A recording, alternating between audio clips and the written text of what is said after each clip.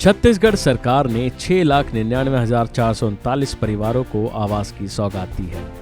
मुख्यमंत्री की अध्यक्षता में हुई कैबिनेट मीटिंग में आवासहीन और कच्चे कमरे वाले परिवारों को पक्का आवास देने का फैसला लिया गया है।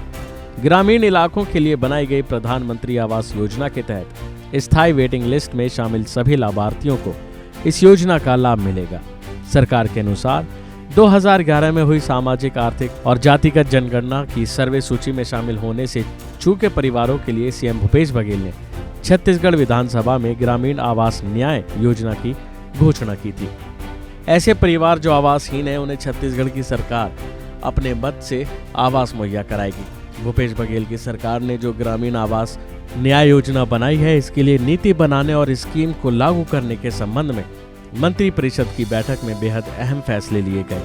छत्तीसगढ़ राज्य सामाजिक आर्थिक सर्वेक्षण 2023 के अनुसार कुल 47,090 परिवारों को आवासहीन पाएगा। इनका नाम सर्वे सूची 2011 में शामिल नहीं है। इन परिवारों को मुख्यमंत्री ग्रामीण न्याय योजना के तहत राज्य सरकार आवास निर्माण के पैसे देगी।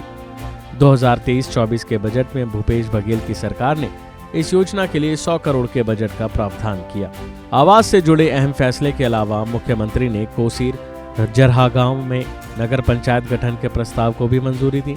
इसके अलावा माना कैंप को नगर पंचायत को नगर पालिका के रूप में अपग्रेड करने की घोषणा के संबंध में तय मापदंड में छूट देने का निर्णय भी लिया। नगरीय निकाय क्षेत्र में उद्योग विभाग ने जो औद्योगिक क्षेत्र विकसित किए, वहां स्थापित इंडस्ट्रियल यूनिट को प्रॉपर्टी टैक्स में छूट देने का फैसला भी लिया गया। कैबिनेट मीटिंग से पहले नवा रायपुर में आयोजित राजीव युवा मितान सम्मेलन में शासकीय अधिकारी कर्मचारियों के वेतनमान से जुड़े स्टैम्पेड के प्रावधान को खत्म करने की भी बड़ी घोषणा की। मंत्री परिषद की बैठक में इस प्रस्ताव को मंजूरी भी मिल गई। कैबिनेट की बैठक में डिप्लोमा और डिग्री वाली स्टाफ नर्स से वार्षिक वेतन वृद्धि की वसूली पर आगामी आदेश तक रोक लगाने का अहम निर्णय भी लिया गया। कैबिनेट में हुए बड़े फैसलों की जानकारी राज्य सरकार के मंत्री मोहम्मद अकबर ने दी। आज माननीय भूपेश बघेल जी की अध्यक्षता में कैबिनेट की बैठक संपन्न हुई है, जिसमें जो महत्वपूर्ण फैसले लिए गए हैं उसके बारे में मैं आप सभी को जानकारी देने के लिए आया हूँ। सबसे पहले तो प्रधानमंत्री आवास योजना ग्रामीण जो वेटिंग लिस्ट था, उस वेटिंग लिस्ट के लिए 6,99,439 पात्र लोग जो थे, जिनका वेटिंग लिस्ट था, उसके लिए राशि जारी करने का फैसला हो गया है। तो अब इसके बाद जो वेटिंग लिस्ट है वो समाप्त हो जाएगी। ऐसे परिवार जो 2011 के सर्वे सूची में पात्रता में जिनका नाम नहीं था, ऐसे लोगों के लिए राज्य सरकार ने, जिनको आवास की ज़रूरत है और पात्रता सूची में नाम नहीं है, तो 1 अप्रैल 2023 से उसका सर्वे का काम करवाया था। उसमें जो संख्या सामने आई थी वो है 47,090।